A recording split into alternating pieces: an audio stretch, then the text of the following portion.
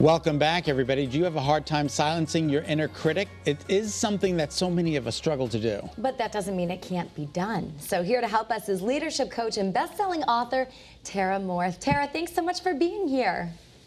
Thank you so much for having me. Tara, does everybody have an inner critic, or are some people exempt? This is a great question. And as far as I can tell, after 15 years of doing this work, everyone has an inner critic, whether they are highly successful in their field, famous, the person that seems the most confident to you of anyone. If you dig a little, you'll find out what their inner critic is saying to them. And Tara, is there a difference between the inner critic that women deal with versus men traditionally?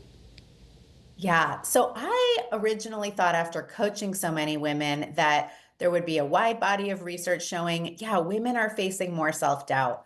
What turns out to be more the case is that at a population level, women feel self-doubt about different things that tend to be associated with maleness in our culture, like leadership or negotiation or quantitative or financial work. We still get those messages even in this time.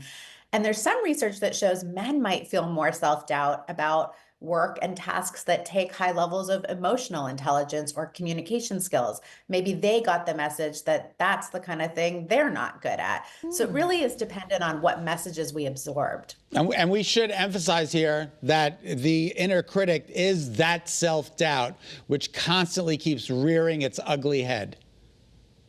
Exactly. It's when we talk to ourselves in a way that we would never talk to someone we love. So whether that's That's such a who good do you point. think you are, right? Or that was a good idea, someone would have thought of it already. Or you look ridiculous in that. Or no, they don't want to be your friend. Don't ask them to coffee.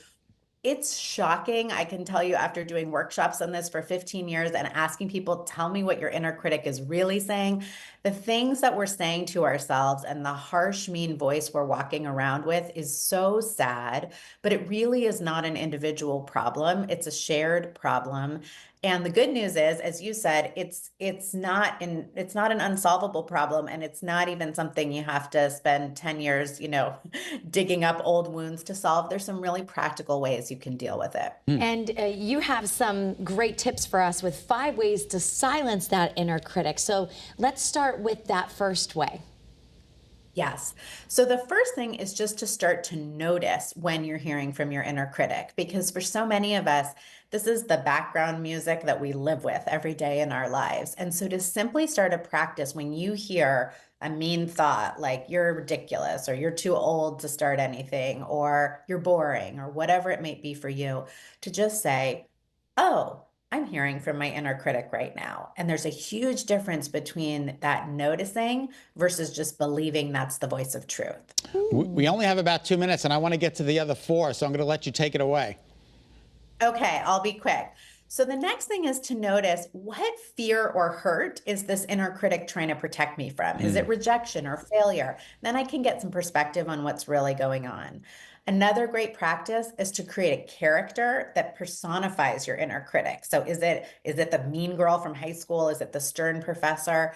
That can help us take it a lot less seriously, and even ask, and this is the next tool, ask what's funny or ridiculous about what my inner critic is saying. It's often so far from the truth that it is ridiculous.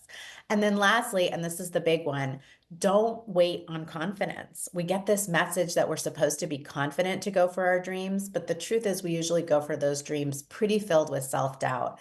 And research shows confidence doesn't come just with more experience, so don't wait for it. Do what you want to do, even with the self-doubt fluttering in your tummy and the self-doubt thoughts along with you for the ride.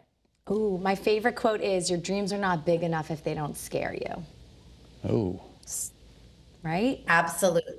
Absolutely. And we want to live more loyal to our dreams than to our fears. That's my definition of playing big. It's just all of us living more loyal to our dreams and sense of calling than to our fears or limiting thoughts about ourselves. So if we see something, go for it. Go for it. Even if there's a little voice that's saying, you're not this, you're not that, that's usually not the voice of truth. That's just a self-protective voice that's trying to make sure we don't come to any failure or rejection. But most of us know in our better thinking that a fulfilling life is going to involve moments of a lot of uncertainty or failure or rejection, and we can handle that. So we don't want to listen to that sneaky part of us that's going to try and get us to avoid anything out of our comfort zone. Tara, really quick, because you are just a wealth of knowledge, where can we find more of your information and your book? Yeah, thank you. TaraMoore.com is my website. There's lots of resources there. And then the book, Playing Big, Practical Wisdom for Women Who Want to Speak Up, Create, and Lead, you can get really anywhere that you like to buy books. And I'd love to support anyone who's wanting to play bigger in their life. Well, I was going to ask another question, but I doubted myself. No, I'm totally That kidding. was his inner critic, Tara. I'm totally kidding, His inner Tara. critic. Thank you Good so job much. noticing. Good job noticing. Thank you so much for being with us. Thanks, Tara.